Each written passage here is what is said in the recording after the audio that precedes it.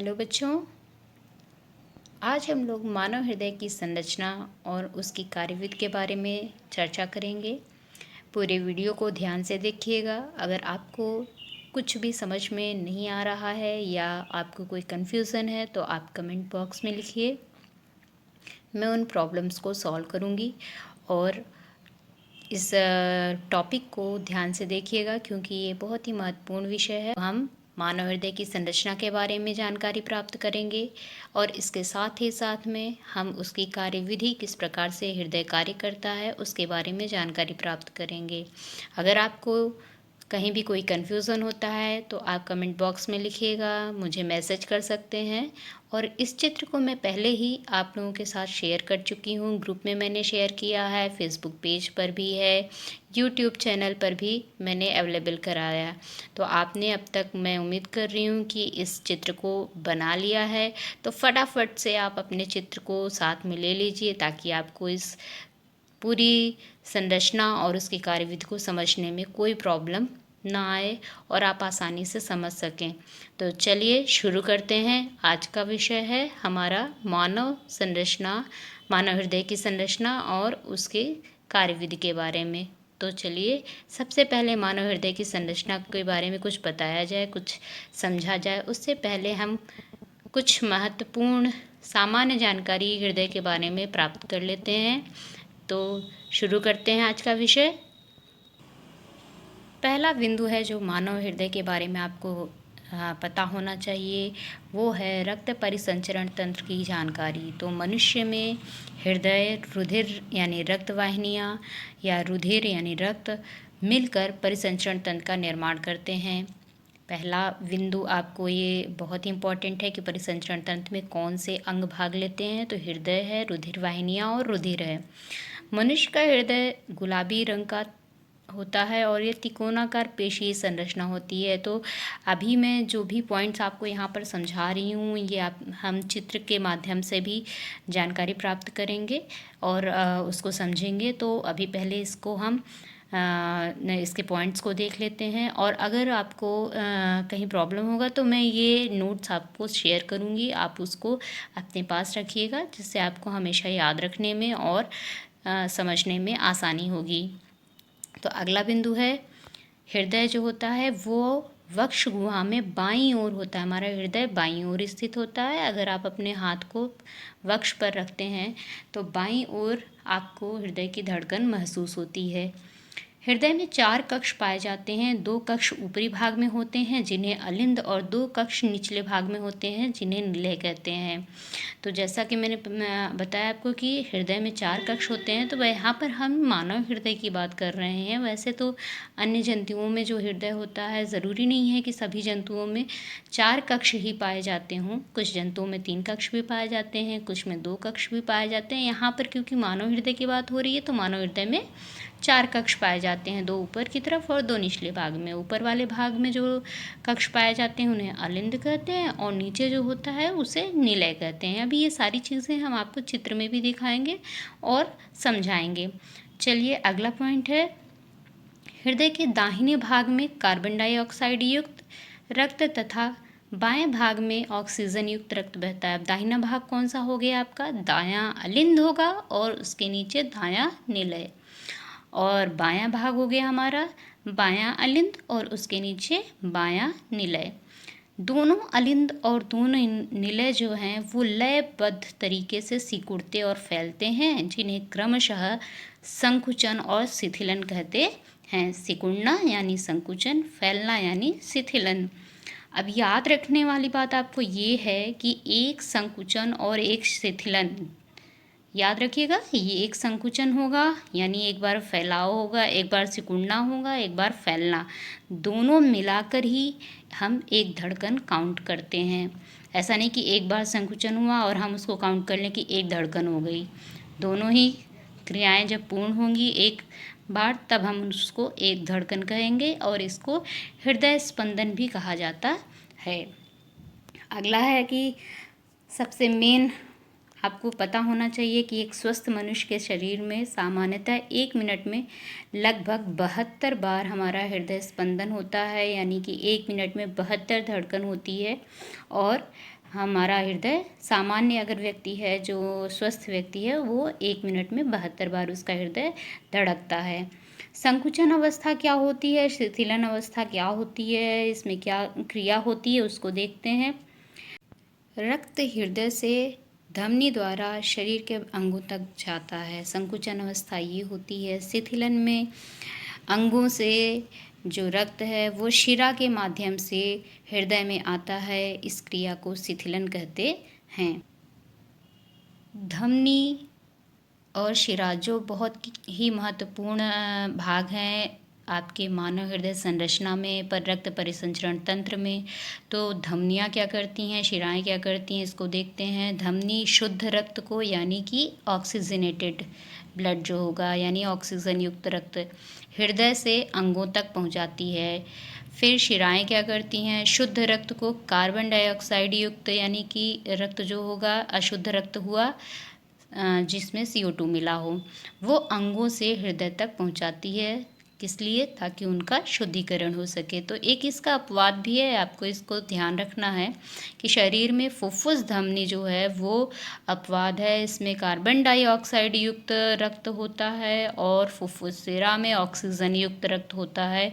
अब मैं आपको इसका कारण भी यहीं पर क्लियर कर देती हूँ। मैंने पहले भी बताया आपको कि धमनी शुद्ध रक्त को हृदय से लेकर अंग तक जाती है और शिरा जो है अशुद्ध रक्त को अंगों से लाकर हृदय तक पहुंचाती है। तो फुफ्फुस धमनी जो है वो हृदय से निकलती है और जाती है फेफड़े तक। फेफड़े में क्योंकि वो जा रही है, एक आप देखेंगे कि धमनी जो है धमनी से शुद्ध रक्त जाता है और यहाँ पर हृदय में अशुद्ध रक्त जो कि इकट्ठा हुआ है वो ऑक्सीजनेट होने के लिए धमनी के माध्यम से ही फेफड़े में जाएगा, क्योंकि फेफड़ा भी एक अंग है। तो अंगों तक जाने के लिए धमनियां हैं, शुद्ध रक्त ले जाती हैं, लेकिन यहाँ पर अशुद्ध रक्त लेके जा रही है। और क्योंकि फेफड़े में जो आप सांस लेते हैं उसके माध्यम से ऑक्सीजन आती है और वहाँ पर जो नलिकाएं होती हैं उसमें विसरण के माध्यम से उसमें ऑक्सीजन मिलता है और कार्बन डाइऑक्साइड वहाँ से रिमूव होता है। तो अब ऑक्सीजन वाला हो गया है ब्लड। इसके बाद में जब वहाँ फेफड़े से निकल कर वापस ये हृदय में आएगा तो वो ऑक्सीजनेटेड आएगा, लेकिन क्योंकि ये अंग से हृदय तक आ रहा है तो यहाँ पर शिरा के माध्यम से आ रहा है। ये पर यहाँ पर ध्यान रखिएगा।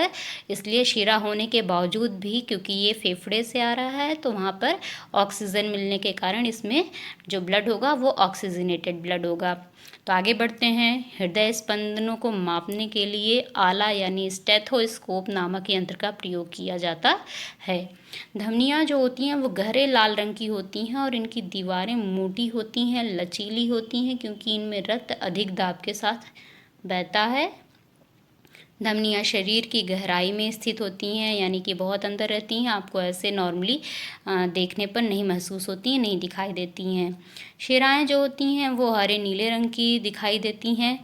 ये शरीर में कम गहराई में स्थित होती हैं। इनकी दीवारें अपेक्षाकृत पतली तथा कम लचीली होती हैं। इनमें कम रक्त दबाव के साथ रक्त बहता है। इनकी भीतरी दीवार पर कपाट पाए जाते हैं जो रक्त को विपरीत दिशा में बहने से रोकते हैं। इम्पॉर्टेंट चीज़ है कि शिराओं में कपाट होता है ताकि ब्लड जो है, क्योंकि दबाव कम है तो ऐसा ना हो कि वापस विपरीत दिशा में बहने लगे, तो इसलिए यहाँ पर कपाट पाए जाते हैं। शरीर की विभिन्न अंगों तक रक्त पहुँचाने तथा वापस लाने के लिए क्रमशः धमनियाँ तथा शिराएं ऊतक में जाकर अत्यंत महीन शाखाओं में विभाजित हो जाती हैं, जिन्हें केशिकाएं कहते हैं। और ये केशिकाएं बहुत ही पतली होती हैं। इनकी दीवारें अक्सर ही हमें जब चोट लगती है तो ये केशिकाएं ही होती हैं जो टूट जाती हैं, जिनकी नलिकाएं फट जाती हैं और ब्लड निकलने लगता है। तो ये हो गया हृदय की संरचना के बारे में बहुत ही इम्पॉर्टेंट चीज़ें हैं, बहुत ही इम्पॉर्टेंट बिंदु। अब हम इसकी संरचना को देख लेते हैं, चित्र के माध्यम से हम उसको समझेंगे। तो ये हृदय की संरचना का एक चित्र है जो कि मैंने बताया, मैंने पहले भी आपके साथ साझा किया है और इसमें मैंने आपको बताया कि आप सारे बच्चे चित्र को अपने साथ में रखेंगे ताकि आपको ये संरचना आसानी से समझ में आए। तो यहाँ पर मैंने हिंदी और इंग्लिश दोनों में ही नामांकन किया है, ताकि अगर आपका मीडियम इंग्लिश है तो भी आप समझ पाइए और हिंदी है तो भी आपको ये संरचना अच्छे से समझ में आ जाए। तो जैसा मैंने बताया था कि ये एक तिकोनाकार, आप देखेंगे थोड़ा सा तिकोनाकार संरचना है और ये पेशीय संरचना होती है, यानी कि इसका जो स्ट्रक्चर है वो मस्कुलर होता है, मसल्स इसमें इन्वॉल्व होती हैं। तो अब चलिए इसकी संरचना को ध्यान से देखिएगा। ये है महाशिरा, यानी महाशिरा क्या काम करती है कि अंगों से जितना भी ब्लड है वो सारा इस एकत्रित नलिकाओं के माध्यम से आता है और महाशिरा के माध्यम से, महाशिरा मोटी संरचना है, आपकी नलिका है और इसमें ये एकत्रित होते हुए आता है दाएं अलिंद में। ब्लड पहले दाएं अलिंद में आया। अब दायां अलिंद मैंने आपको बताया था कि दाईं तरफ जो है वो आपका ब्लड अंगों से आ रहा है, तो दाएं तरफ में अशुद्ध रक्त रहेगा, यानी ये है आपका दायां अलिंद, इसमें अशुद्ध रहेगा। ये दायां निलय है, तो दाएं भाग में दायां अलिंद और दायां निलय, इन दोनों में आपको अशुद्ध रक्त प्राप्त हो जाएगा, क्योंकि ये आपको अंगों से आता हुआ रक्त यहाँ पर एकत्रित हो रहा है। अब ये अंगों से जो रक्त आया है वो दाएं अलिंद में आया। फिर यहाँ देखिए आप, ये त्रिवलक कपाट है, यानी ट्राइकस्पिड वॉल्व है और इसके थ्रू होते हुए ये दाएं निलय में आता है।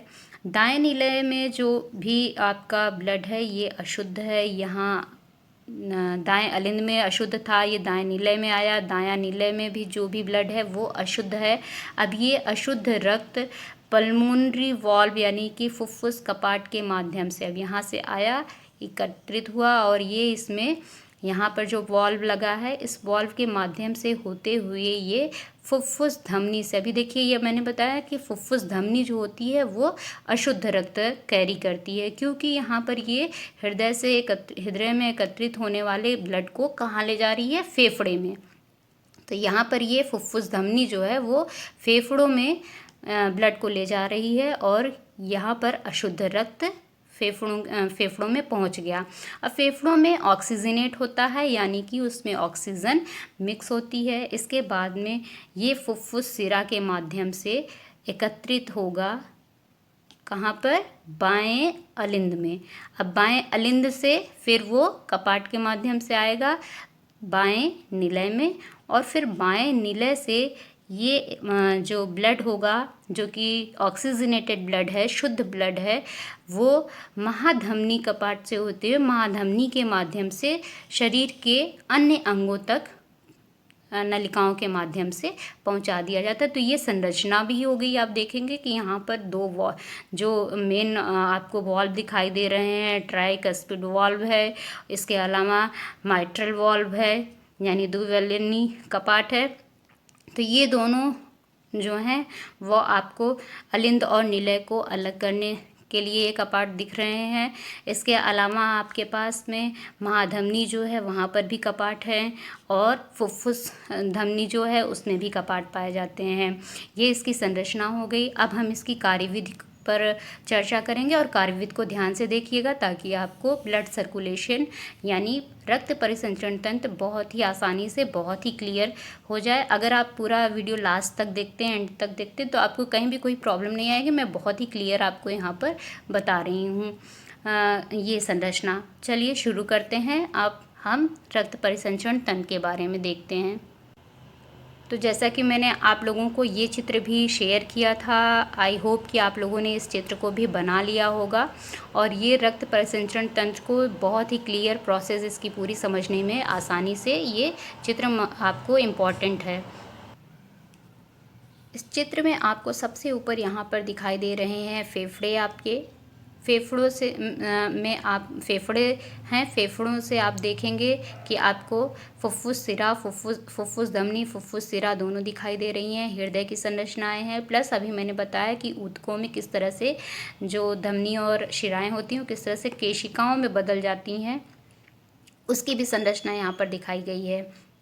तो सबसे पहले आप इसकी कार्यविधि को देख लेते हैं।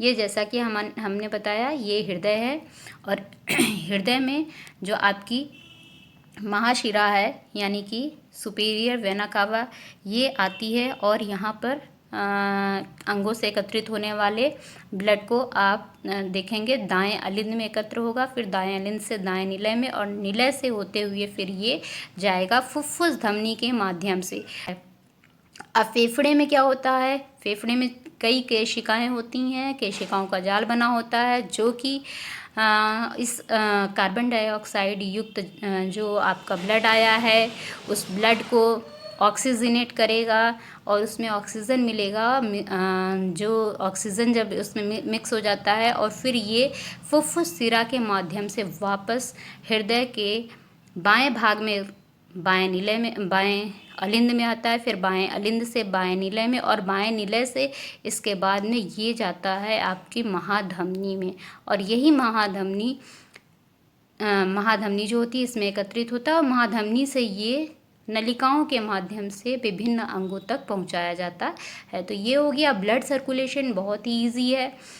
आपको याद रखना है कि दाएं भाग में कार्बन डाइऑक्साइड युक्त यानी कार्बन डाइऑक्साइड युक्त जो अशुद्ध रक्त है वो एकत्रित रहता है, और जो आपका बायां भाग है उस लेफ्ट साइड में क्या होता है, आपका ऑक्सीजनेटेड ब्लड रहेगा। तो राइट साइड में CO2 युक्त और लेफ्ट साइड में ऑक्सीजन युक्त ब्लड। अभी तक हमने मानव हृदय की संरचना के बारे में, हृदय की संरचना को देखा। हृदय की संरचना के बाद रक्त परिसंचरण तंत्र को हमने देखा। रक्त परिसंचरण तंत्र में किस तरह से अंग एक दूसरे से जुड़े हुए हैं, कौन कौन सी धमनी, शिरा, क्या किस तरह से उसका पूरा प्रोसेस होता है, वो प्रोसेस हमने देखा। अब इस प्रोसेस को ही अगर हम एक रेखा चित्र के माध्यम से आपको क्लियर करें तो आपको ज़्यादा आसानी से याद हो जाएगा और आपको इस रेखा चित्र के माध्यम से सारे स्टेप्स समझ में आ जाएंगे। तो चलिए हम रेखा चित्र को देख लेते हैं। यहाँ पर देखेंगे ये है हमारा सुपीरियर वेना कावा यानी कि महाशिरा। महाशिरा से ब्लड आता है दाएं अलिंद में यानी राइट एट्रियम में। फिर आप वहाँ जान रहे हैं कि ट्राइकस्पिड वाल्व होता है, उसके थ्रू होते हुए ये दाएं निलय में आता है। फिर दाएं निलय तक ऑक्सीजन युक्त कार्बन डाइऑक्साइड युक्त ब्लड ही रहता है, यहाँ पर ऑक्सीजन नहीं रहता है। ब्लड जो होता है क्योंकि अंगों से आ रहा है तो वो CO2 युक्त रहता है। अब यहाँ पर CO2 युक्त जो ब्लड है वो फुफ्फुस कपाट के थ्रू होते हुए फुफ्फुस धमनी में जाएगा, फुफ्फुस धमनी से होते हुए फिर फेफड़े में जाएगा, और फेफड़े में जब जाएगा तो वहाँ पर ऑक्सीजन उसमें मिक्स होगी, CO2 उसमें से रिमूव होगी, निकल जाएगी।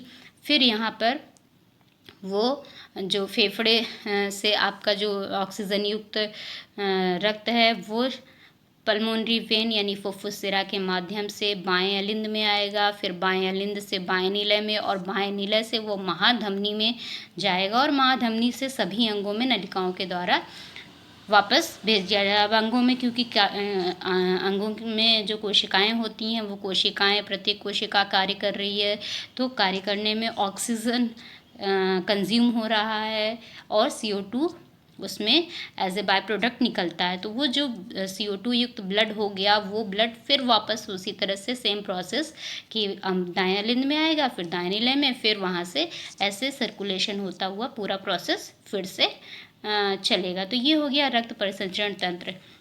अगर आपको इसमें से कोई भी प्रॉब्लम होती है रक्त परिसंचरण तंत्र को समझने में या फिर मानव की हृदय की संरचना को समझने में, या फिर मैंने जो आपको पॉइंट्स कुछ बताए थे उसमें कोई कन्फ्यूज़न है तो आप मुझे मैसेज कर सकते हैं, कमेंट कर सकते हैं, और अगर कोई प्रॉब्लम होती है तो आप बिल्कुल हमको इसके बारे में बताएंगे। मैं उसको आपको आपकी प्रॉब्लम का सलूशन कमेंट बॉक्स में या मैसेज के थ्रू आपको ज़रूर क्लियर करूँगी। तो आज के लिए इतना ही। कोई भी डाउट होगा तो आप बिल्कुल बताइएगा। Thank you.